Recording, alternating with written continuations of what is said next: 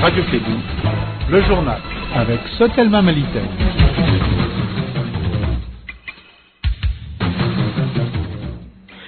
Merci d'écouter la 101.2 et bienvenue à tous dans ce journal au sommaire. Des peuples armés ont tué au moins 25 personnes et ont fait 4 blessés graves, tous des civils Touareg, jeudi à Tangoutat, 80 km au nord de Gao. Le ministre de la Sécurité intérieure a fait le déplacement pour s'enquérir de l'évolution de la situation et apporter la solidarité du gouvernement. Les détails dans ce journal. On parlera également d'absence d'hygiène de nos hôpitaux et centres de santé de référence ou encore les centres de santé communautaires où l'assainissement semble être le dernier des soucis. L'actualité, c'est aussi à l'étranger. La situation va de mal en pire en Centrafrique où un membre du Parlement provisoire centrafricain du nom Jean-Emmanuel a été assassiné hier à Bangui, la capitale centrafricaine, par des inconnus. Voici pour vous les titres, les détails avec Mariam Kouyati. La radio Clédou à Ségou, 91.5 MHz. 25 morts, 4 blessés graves, tous des civils Touareg. Tel est le bilan d'une embuscade qui a eu lieu jeudi dernier par une trentaine de motocyclistes armés à Tangoutat, dans la commune rurale du Djibok, région de Gao. Suite à cette attaque, le ministre de la Sécurité intérieure a fait le déplacement pour s'enquérir de l'évolution de la situation et apporter la solidarité du gouvernement. Des éclairages avec Kassimo Traoré.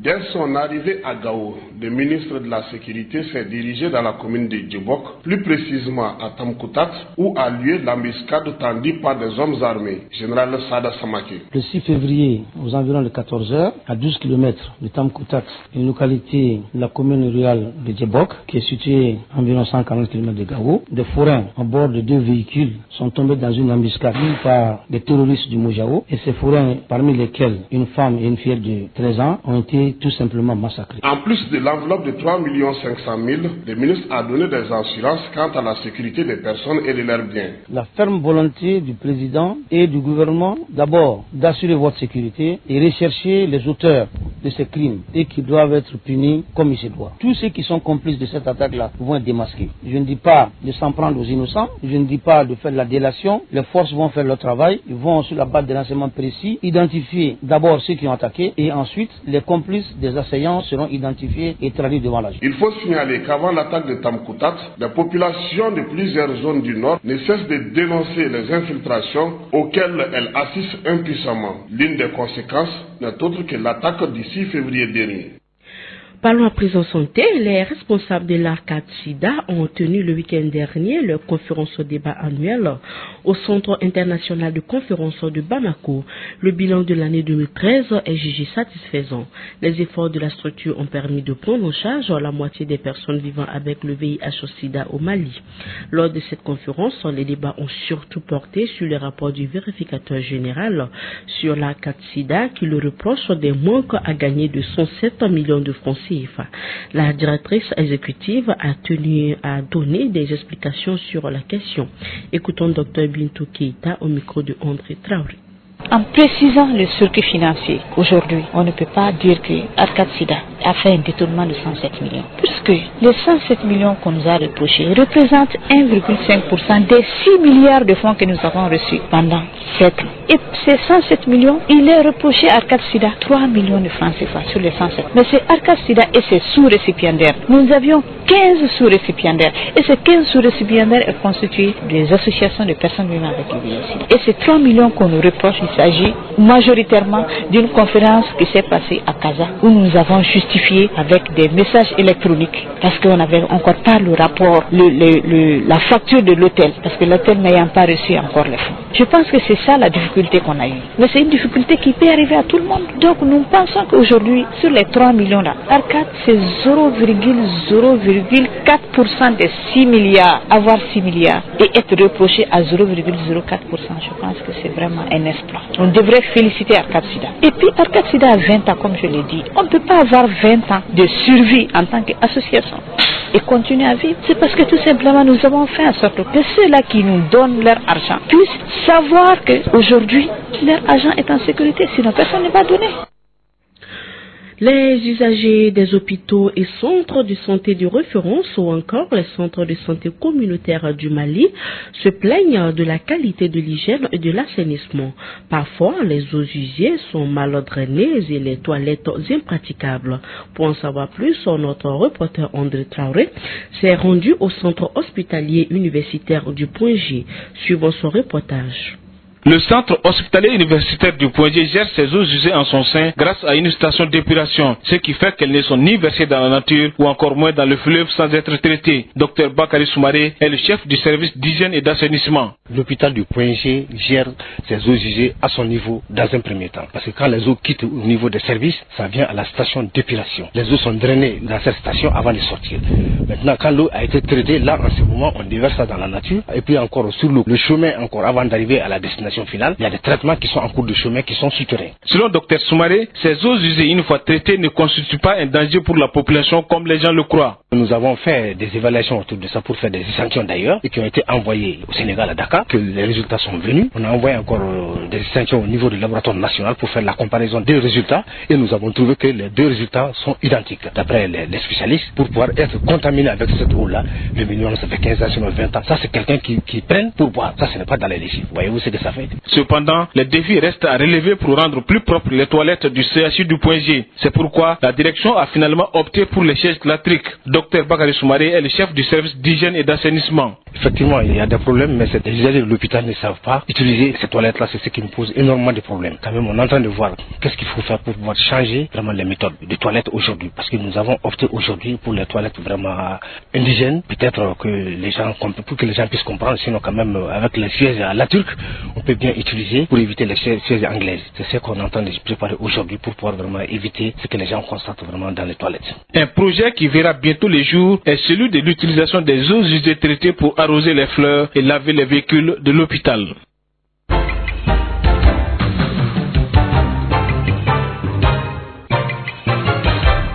Actualité hors du Mali, le commandant de la force française en Centrafrique a clairement désigné ce lundi les miliciens anti-Balaka accusés d'exactions contre les musulmans, contre des ennemis de la paix qui seront traités comme des bandits face à la persistance des léchages et de pillages à Bangui et en province. Cette forte déclaration intervient au lendemain de l'assassinat par des inconnus de Jean-Emmanuel, un membre du Parlement provisoire centrafricain que certains de ses collègues ont attribué à la milice. En Somalie, un garde a été tué et un responsable militaire blessé ce lundi à Mogadiscio, dont les explosions séparées de deux bombes visant des responsables du gouvernement somalien ont indiqué des responsables.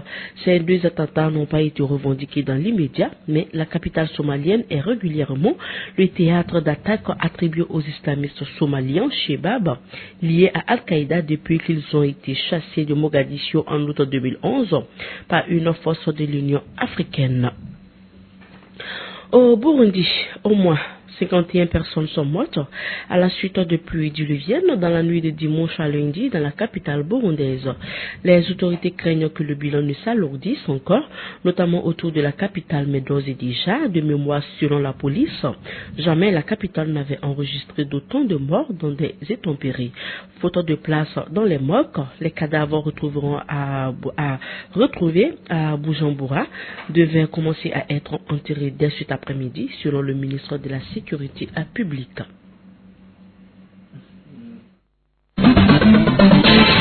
La radio Clédou à Ségou, 91.5 MHz. Retour au Mali. Le festival sur le Niger a clôturé sa 10e édition dimanche à Ségou. Présidé par le ministre de la Culture Bruno Maïga, c'était le lieu de remercier les organisateurs et tous ceux qui se sont impliqués pour la réussite de la rencontre de l'art et de la culture. Le point avec Douba Dombeli. Les rideaux sont positivement tombés. La 10e édition du festival sur le Niger s'en va ainsi. Il faut donc remercier les partenaires. Mahmoud Dafé, directeur.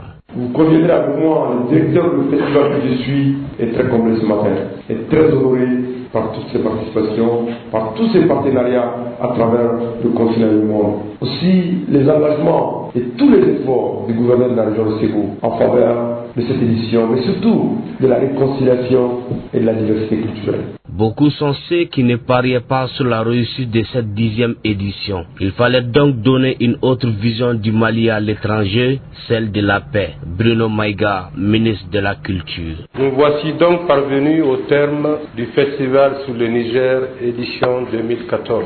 C'est une initiative dont nous mesurons toute l'importance au moment où les regards de la communauté internationale sont tournés vers notre pays, héritier des valeurs culturelles qui lui valent d'être considéré comme une référence. Le Festival sur le Niger témoigne à travers son orientation d'un souci de réalisme et d'efficacité pratique. Tout en vous souhaitant bon retour dans vos foyers respectifs, je déclare clos vivement la 11e édition du Festival sur le Niger.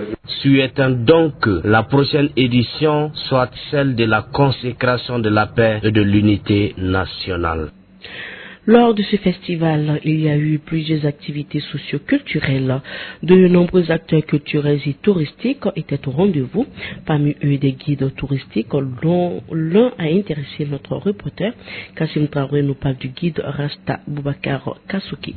Depuis la création du festival sur le Niger, Ségou est devenu un centre des affaires touristiques important. Je m'appelle Boubacar Kassogué, je suis de Bandiagara, je suis guide touristique, en même temps artisan. Bon, la 10e édition, mais on ne peut pas dire c'est assez bien, on ne peut pas dire c'est médiocre. Comme c'est les retrouvailles, malgré il n'y a pas assez de marchés, mais avec les retrouvailles des amis. Le pays était en crise, bon. Maintenant, comme on est en train de se retrouver en paix, maintenant, c'est un peu bien quand même. Ségou de 2004 n'est pas celle de 2014. Les affaires sont au ralenti. La crise qu'a connue le Mali est passée par là. Malgré tout, le guide Rassa ne se plaint pas trop. Alhamdulillah, chaque année, moi quand même, si je viens, je ne peux pas dire que je gagne beaucoup, mais je peux gagner comme pour survivre tellement. Bon, on voit un peu de monde, surtout les Toubab. Bon, il n'y a pas assez quand même cette année. Bon, moi je suis sculpteur, en même temps guide touristique.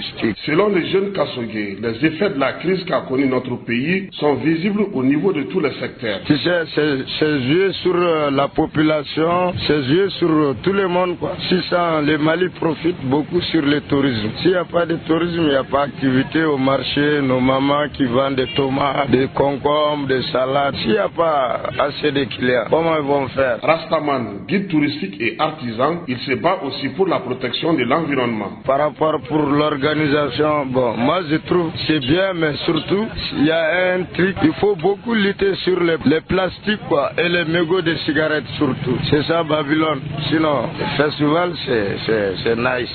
Après le festival sur le Niger, les guides veulent mettre le cap sur le festival de Sélingué prévu pour la fin du mois de mars, car la saison touristique est au ralenti dans les régions nord de notre pays. Voilà, après culture, parlons à présent sport. Ligue 1 Orange, 8e journée. Le tour préliminaire allé de la Ligue des Champions et de la Coupe de la Confédération Orange s'est disputé ce week-end. En Ligue des Champions, la SRL de Bamako a fait un match nul, 2 buts partout au Maroc face aux forces armées royales de Rabat du Maroc. Le stade s'est incliné 3-3 devant le Sporting d'Apraia de Sao Tomé. Abdoulaye Sissoko a inscrit les 2 buts du stade. Et puis en Coupe CAF, le club olympique de Bamako a tenu en échec la El Ali de Tripoli 1 but partout. Les matchs retour se joueront donc dans une semaine. Il est 16h passé de 15 minutes dans le studio d'Elibaba Sissoko. Ceci met fin à cette édition. Merci à vous de l'avoir suivi. Mariam Kouyati était à la présentation. Partie technique, Amara Akone. Dans un instant, votre émission Allo Clédou avec Yelimadi Konaté. Bonne suite de programme sur la 101.2. Au revoir.